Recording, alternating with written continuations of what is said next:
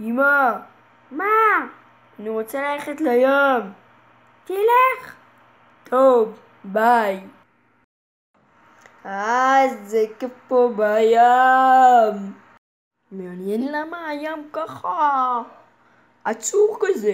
האנשים לא זזים, הים לא זז, המים.